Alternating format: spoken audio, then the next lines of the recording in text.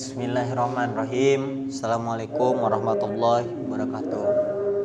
Innal hamdalillah nahmaduhu wa nasta'inuhu wa nastaghfiruh wa na'udzubillahi min syururi anfusina wa min sayyiati a'malina may yahdihillahu fala mudhillalah wa may yudhlil fala hadiyalah. Oke teman-teman, kali ini saya akan memaparkan sebuah materi yang saya tulis kemarin, yaitu tentang pendidikan Islam pada zaman penjajahan Belanda dan Jepang di Indonesia, agar kita bisa mengetahui bagaimana pendidikan Islam pada zaman itu, apa perannya dan apa pengaruhnya, apakah ada pengaruh atau tidak. Insya Allah nanti akan kita bahas sesingkat-singkatnya, tapi insya Allah akan mengerti. Kenapa kita harus mempelajari sejarah? Karena sejarah itu walaupun memang sudah berlalu, tapi akan terulang kembali pada orang yang sama, pada orang yang berbeda, waktu yang beda, dengan alur yang sama. Jadi agar ketika sebelum terjadi kita sudah mengetahui cara mengatasi atau cara menghadapinya itu bagaimana, dan kita sudah memiliki wawasan tentang hal itu. Pada prinsipnya sejarah itu adalah rekonstruksi masa lalu, sebagaimana yang dikemukakan oleh almarhum Profesor Kutuwijoyo, yaitu rekonstruksi masa lalu. Hanya saja tidak semua masa lalu itu bisa dikatakan sejarah, karena pada dasarnya sejarah itu berporos pada masa lalu manusia. Jadi seperti terciptanya alam semesta, pergeseran lempeng bumi, fosil dan sebagainya, tentang lingkungan hidup, itu tidak bisa dikatakan sejarah meskipun itu terjadi di masa lalu. Seperti pembentukan bumi itu bagaimana, Allah menciptakan alam semesta itu bagaimana, itu tidak bisa dikatakan sejarah karena itu tidak berkaitan dengan masa lalu manusia. Masuk ke pendidikan Islam pada masa penjajahan Belanda. Meskipun Belanda dengan Jepang itu banyak mengetahui bahwa lebih keras Jepang daripada Belanda menjajah Indonesia, akan tetapi Belanda lebih lama menjajah Indonesia daripada Jepang. Meskipun Belanda itu lebih lama, tapi Belanda itu memperhatikan pendidikan Indonesia, karena di samping itu Belanda memiliki tujuan dan maksud. Kenapa masyarakat Indonesia disekolahkan oleh Belanda, tapi tidak dengan pendidikan Islam pada zaman itu.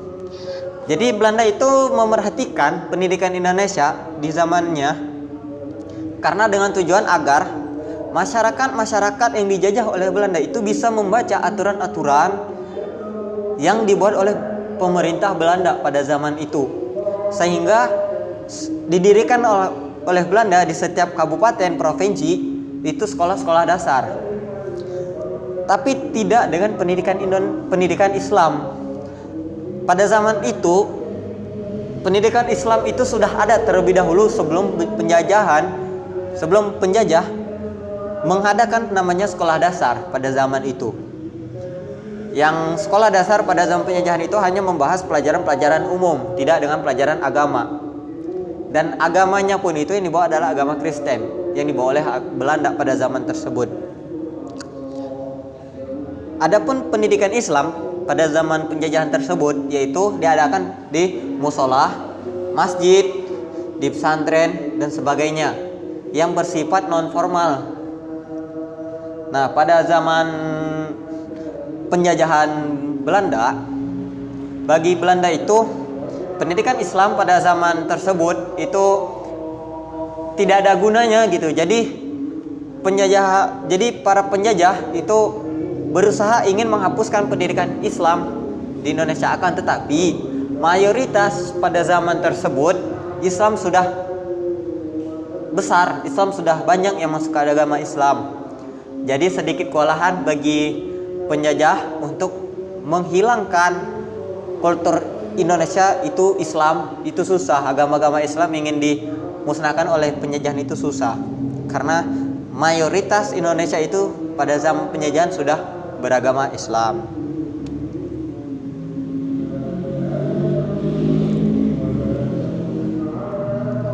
Pada tahun 1819 Masehi, pemerintah Belanda mengeluarkan aturan bahwa masyarakat pribumi harus sekolah.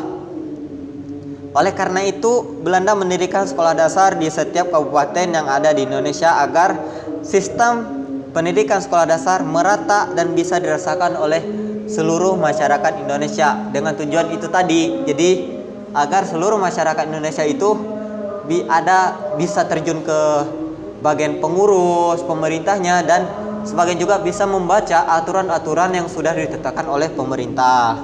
Nah, akan tetapi Belanda itu benci dengan pendidikan Islam yang ada di Indonesia, karena menurut Belanda pendidikan Islam itu tidak ada gunanya, tidak ada manfaat bagi Belanda, bahkan meresahkan Belanda pada saat itu. Pada tahun 1882, Belanda membuat badan khusus yang bertugas mengawasi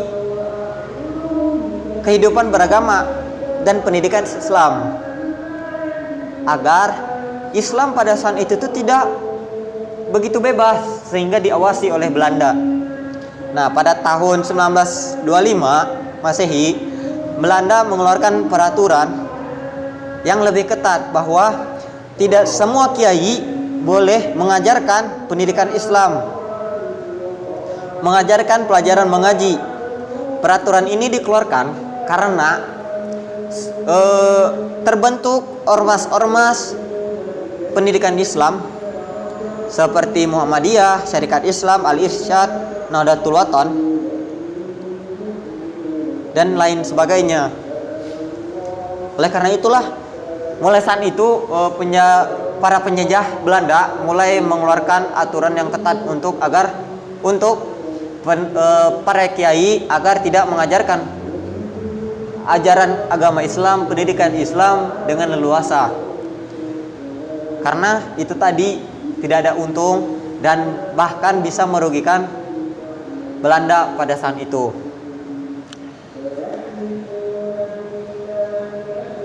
Nah, pada tahun 1932 Masehi keluar pula aturan yang dapat memberantas dan menutup sekolah-sekolah yang tidak ada izinnya tersebut. Yang disebut pada zaman itu adalah ordonansi sekolah liar, atau bahasa Inggrisnya Widel School Ordonansi.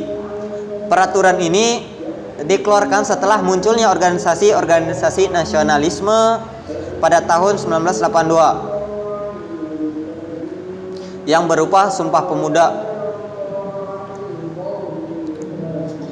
Jadi pada zaman Belanda itu, Belanda sangat memperhatikan sekolah-sekolah pada zaman mereka, tapi tidak dengan pendidikan Islam.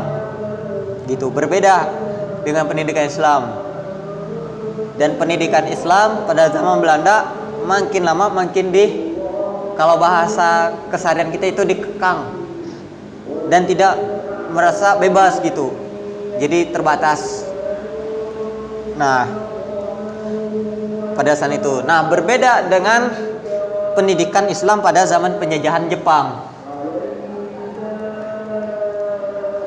Kita masuk pada zaman penjajahan Jepang. Jadi sesudah Belanda menjajah Indonesia, datanglah Jepang menjajah Indonesia. Walaupun Jepang menjajah Indonesia sebentar, tapi pendidikan di Indonesia pada zaman Jepang itu ditiadakan. Pendidikan seperti yang sudah diadakan oleh pada zaman Belanda, SD, sekolah dasar, dan sebagainya, itu ditiadakan oleh Jepang. Adapun sekolah pada zaman Jepang itu adalah sekolah militer yang diadakan ya untuk melatih masyarakat, dilatih militer. Kalau bahasa sekarang itu wajib militer pada zaman sekarang. Nah, zaman penjajahan itu seperti itu. Jadi sekolah zaman itu tuh tentang pendidikan dan wawasan untuk masyarakat pribumi itu ditiadakan lagi. Akan tetapi Jepang berpartisipasi pada pendidikan agama Islam pada zaman itu, karena Jepang memiliki ide politik pada masa itu, sehingga Jepang mendekati kiai dan orang-orang Islam agar memiliki dekeng, agar memiliki dukungan atau teman, karena pada masa itu Jepang membutuhkan umat Islam di Indonesia terkait dengan perang di Asia Timur Raya agar pihak Jepang mendapat bantuan dari umat Islam Indonesia. Nah, politiknya itu di sini. Makanya Jepang pada zaman ini itu sangat partisipan pada pendidikan Islam di Indonesia agar itu tadi, karena satu masyarakat Indonesia mayoritas Islam, dan Indonesia masyarakat Islamnya itu patuh pada kiai-kiai. Jadi Jepang mendekati kiai-kiai dan Islam, tetapi tidak memperhatikan pendidikan yang sudah dibuat oleh Belanda tadi. Jadi umat Islam pada zaman penjajah itu kembali lagi seperti sebelum Jepang hadir. Jadi hanya mengetahui ajaran-ajaran Islam saja pada zaman itu.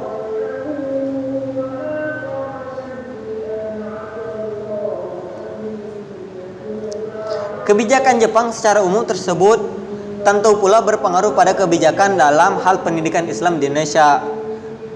Pengaturan pendidikan agama juga diberlakukan pada masa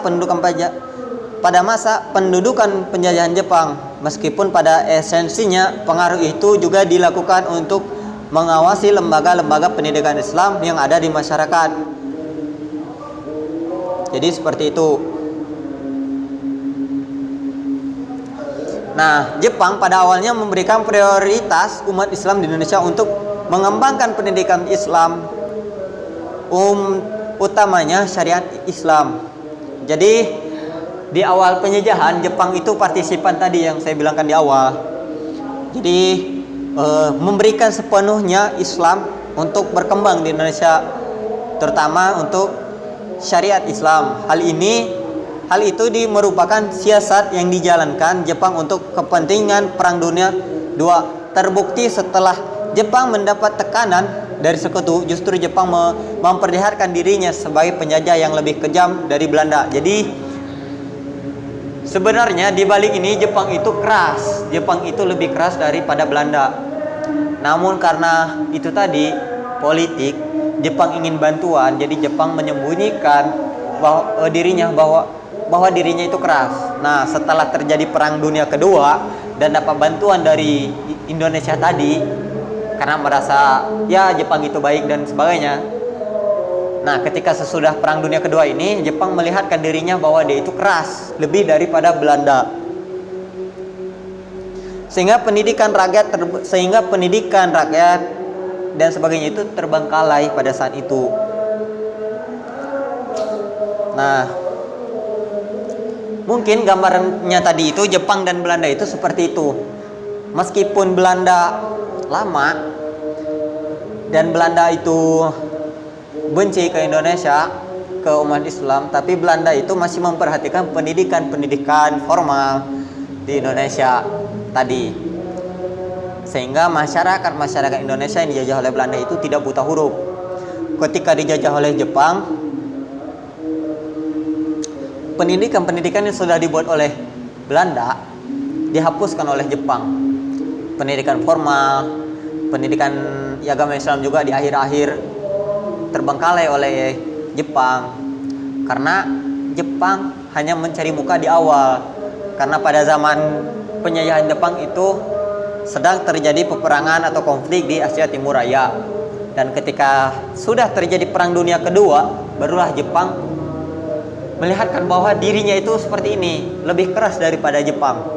Sehingga semua pendidikan di Indonesia terbengkalai jadinya. Bahkan pendidikan formal pun tidak ada pada zaman penjajahan Jepang. Mungkin untuk saat ini sekian dari pemaparan materi saya. Ada kurang, ada salah, atau ada kata yang tidak enak dari penyampaian, saya minta maaf. Hanya ini yang bisa saya sampaikan. Jika ada kurang, saya pun masih membaca-baca. Jika ada kurang, ya harap maklum. Bisa komen. Kalau kalian mengetahui tentang materi selanjutnya, bisa komen di bawah. Biar saya juga bisa menambah wawasan, bagi kita yang menonton bisa menambah wawasan. Sekian. Wassalamualaikum warahmatullahi wabarakatuh.